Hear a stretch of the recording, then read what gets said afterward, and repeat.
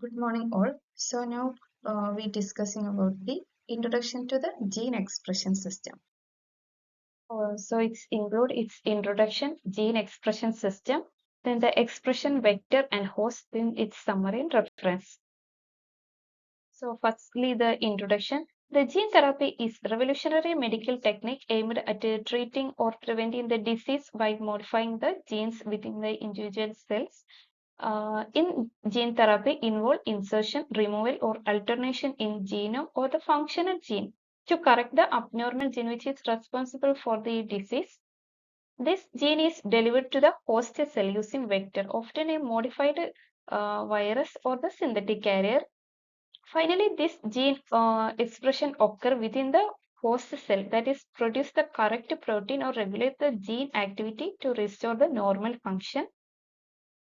So the gene therapy is used to treat various diseases such as hemophilia B, cystic fibrosis, cancer, adenosine deaminase deficiency, etc.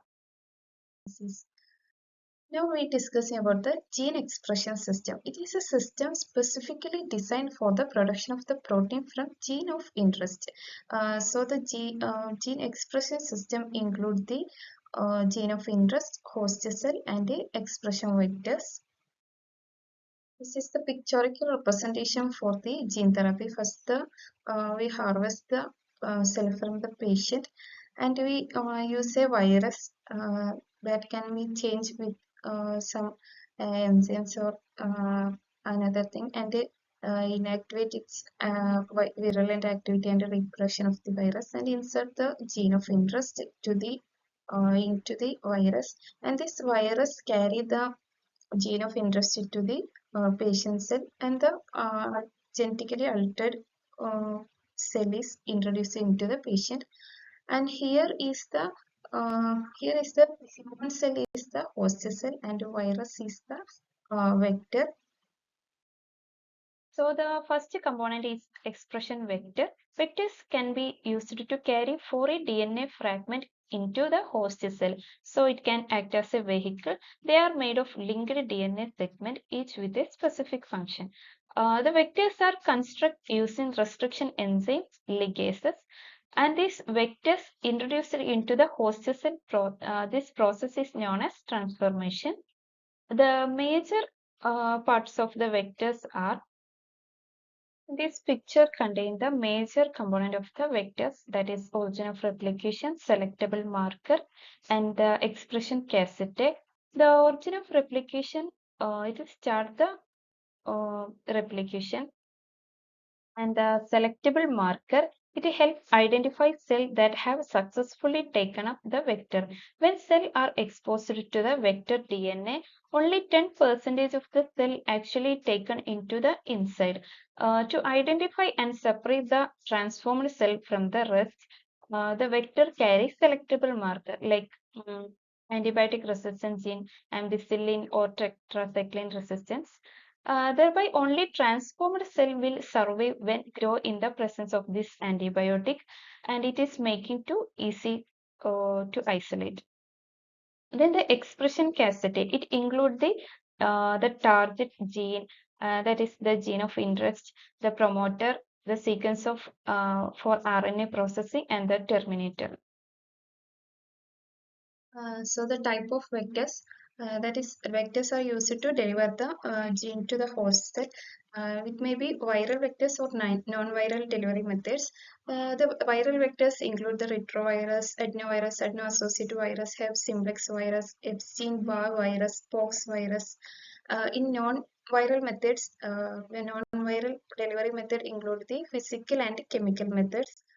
The physical methods include the naked DNA injection, gene gun, electroporation, hydrodynamic injection, sonoporation, magnetofection, and chemical methods include lipoplexus, polyplexus, lipid polyd hybrid, inorganic nanoparticles, cell penetrating peptides. So the viral vectors, first retrovirus. Retroviral vectors are used for stable gene delivery as they integrate into the host cell genome. This makes them suitable for long-term expression in dividing cells, commonly applied in gene therapy and homeopathic stem cell modification. However, their ability to infect the non-dividing cells and the risk of the insertional mutagenesis are major disadvantage. The lentivirus is a subtype of the retrovirus that can transduce both dividing and non-dividing cells, making them effective for stable and long-term gene expression, especially in neuron and immune cells.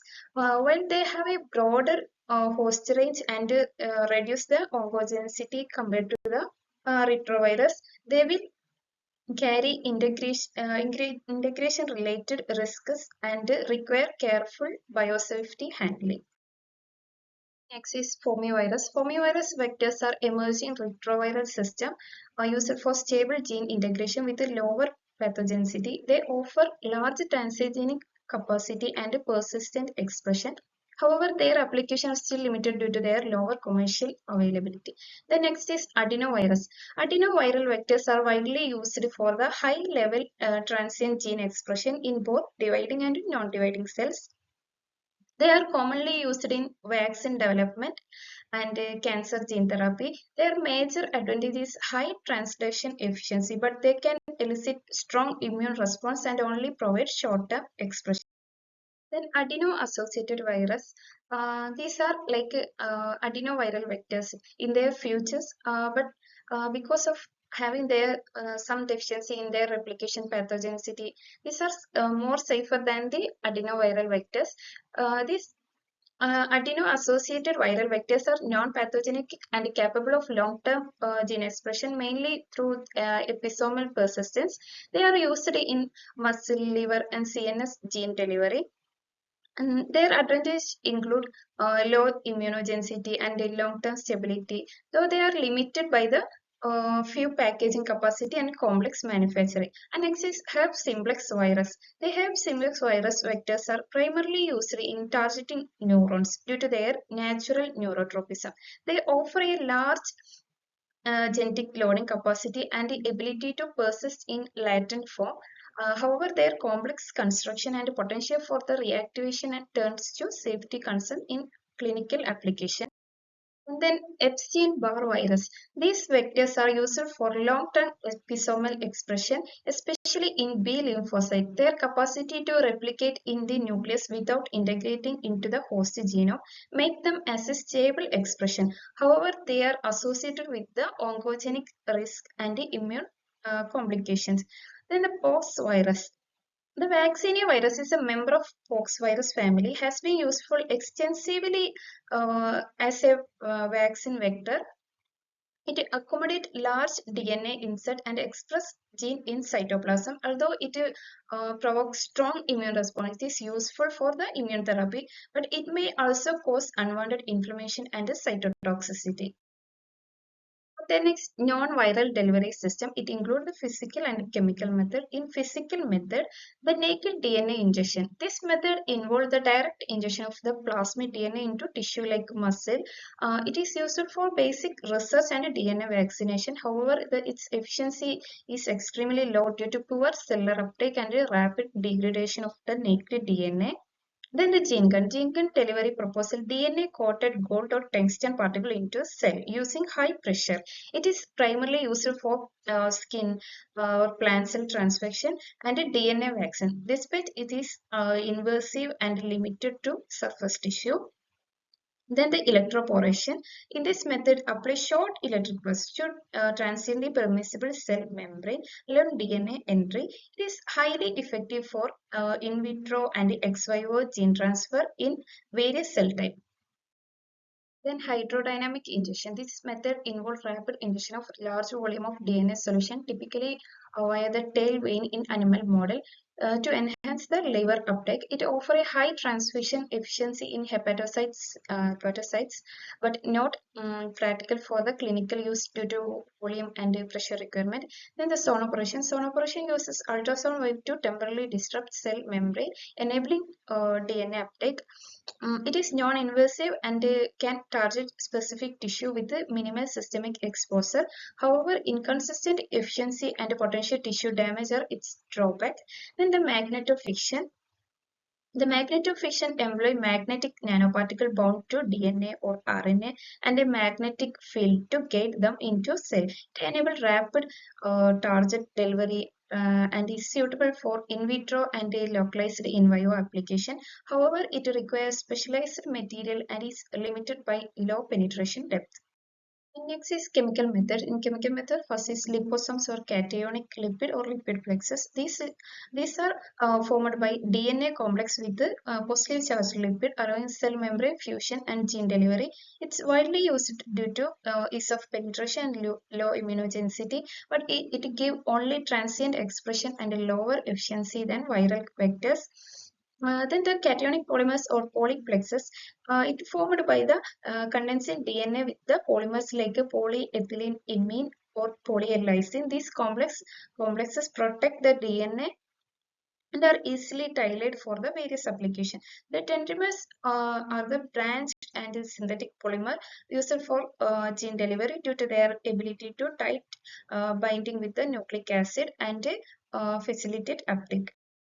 Lipid polymer hybrid. This system combines the strength of both lipid and polymer to enhance stability and transfer efficiency. They offer improved delivery compared to the liposome or polymer alone. However, they require complex formulation and a higher production cost.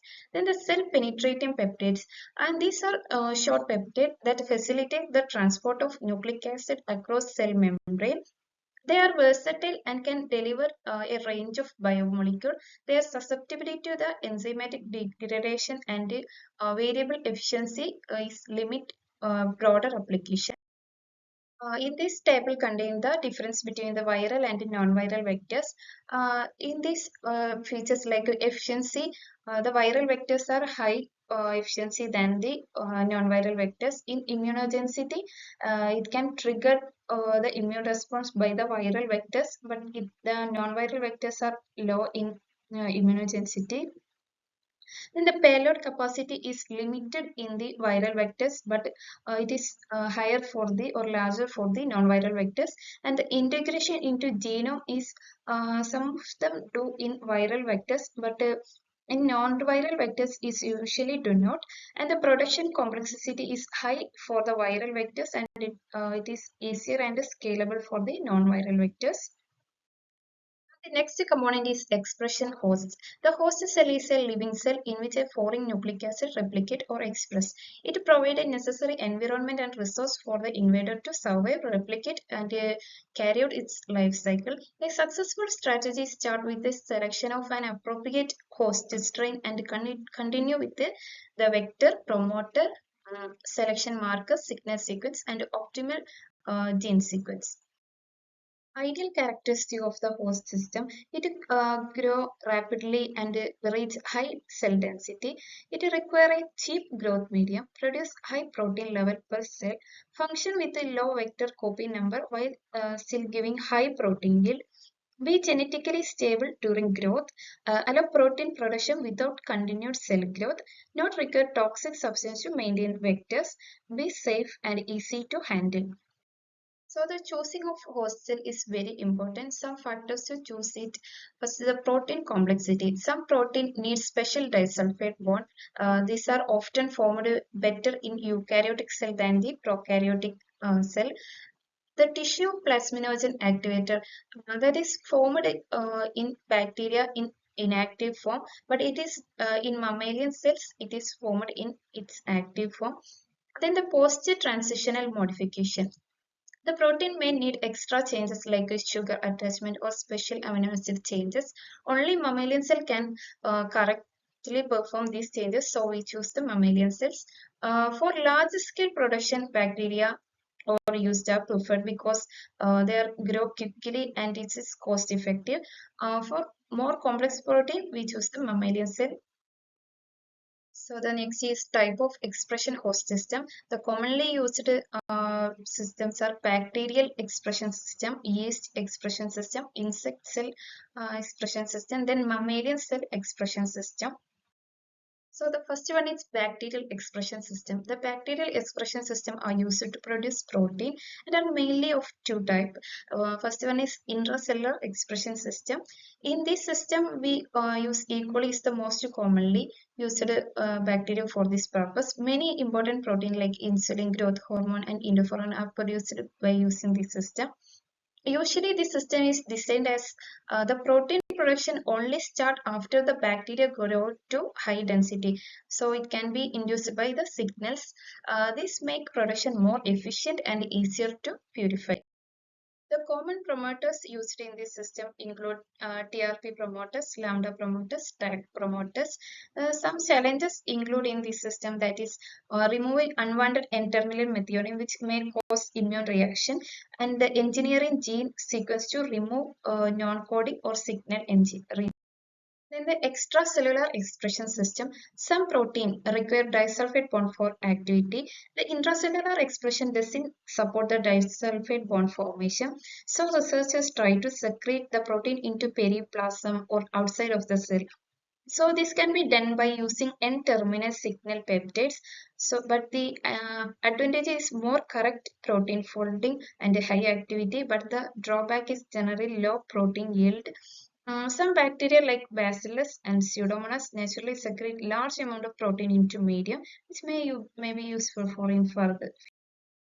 The Escherichia E. coli is the most commonly used bacterial expression system.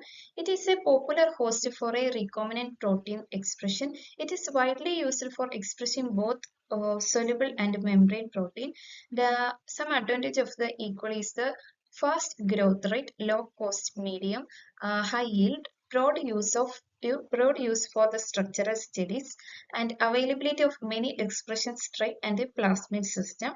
The limitation of the E. coli is lack of eukaryotic post-transitional modification and the differences in the membrane composition, like in prokaryotic versus eukaryotic, and the potential for non-functional protein.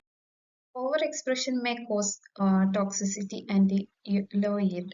The limitation can be overcome by using specialized E. coli strains, expression of chimeric protein combining of bacterial and eukaryotic elements, use of strongly repressed or inducible promoters to control the toxic expression.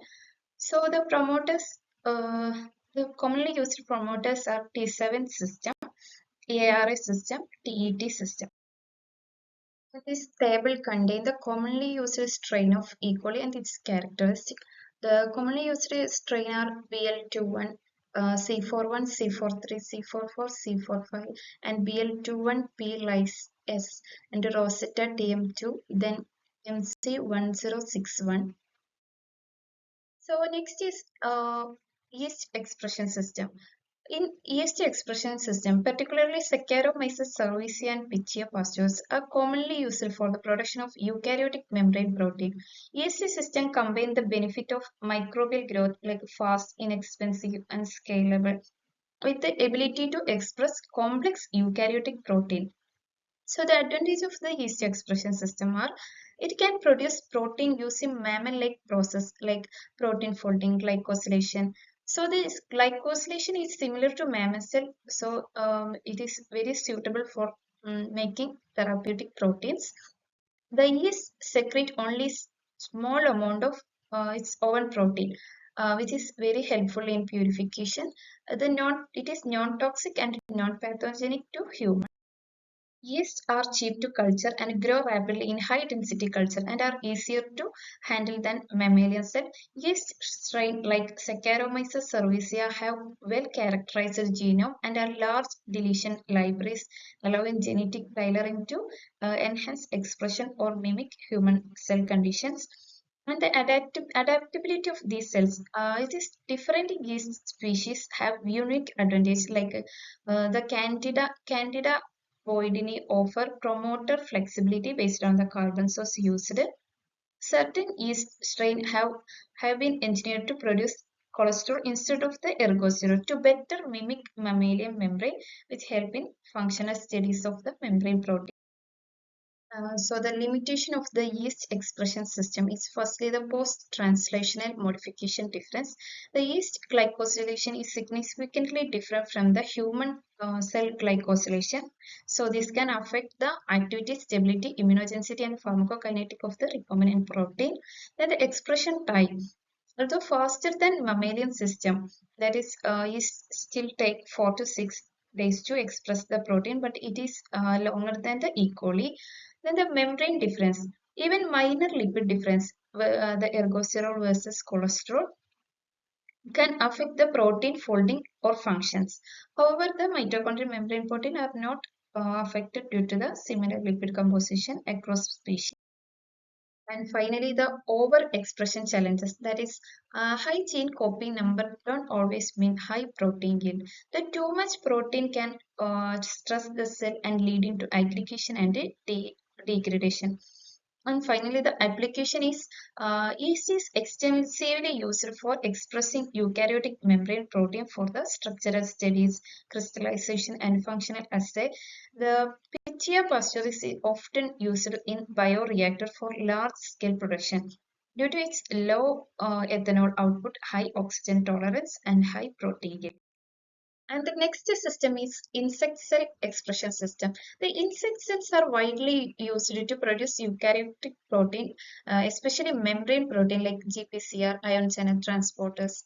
The commonly used insect cell line include SF9, SF21, HI5. So the vectors, commonly used vectors are baculoviruses. The Drosophila S2 cell derived from the Drosophila melanogaster offer a virus-free plasmid-based method for the protein expression. They support post-translational transitional modification and growth to high density. These are the some recombinant protein production system in insect cell, that is back-to-back system, flashback system, multi-back system, smart back system. In back-to-back system, the gene is inserted into back mid in E. coli, then it is transferred into insect cell to produce recombinant baculoviruses. Then the flashback system use a baculoviral genome lacking an essential gene and a bacterial artificial chromosome. So the co-transmission with a transfer plasmid restore viral function in insect cell. It is leading to protein production. Then the multi-bag system. It is designed for expressing multiple protein or complex protein. It combines the multiple gene into a single construct which is inserted into the baculovirus genome. These are modified to reduce the proteolysis and cell lysis, as is increasing the protein stability and yield. Then the smart bag system, an improved version of the multi-bag system. You here use a Gibson assembly to build large gene construct and keep the final plasmid size small for the better transformation. It is ensure high plasmid stability by using low copy origin and cultivating this bacteria at 30 degrees Celsius instead of 37 degrees. And the final expression system is the mammalian cell expression system. Some complex therapeutic protein cannot be produced properly in bacteria or yeast. For such proteins, mammalian cells are used because they can perform complex process like glycosylation and proper protein folding. The gene expression in mammalian cell needs suitable cell line and appropriate vector. So this table contains some commonly used cell lines and its origin of species and its application. Some commonly used cell line are HEK293, CHO, NSO, SP2 or SP0, VIRO, BHK21, COS1, COS7, JERCAT, MDCK, C2, C12. The application of the mammalian host cells are first the monoclonal antibody production. The mammalian cell, especially the CHO cell, are ideal for the producing monoclonal antibody.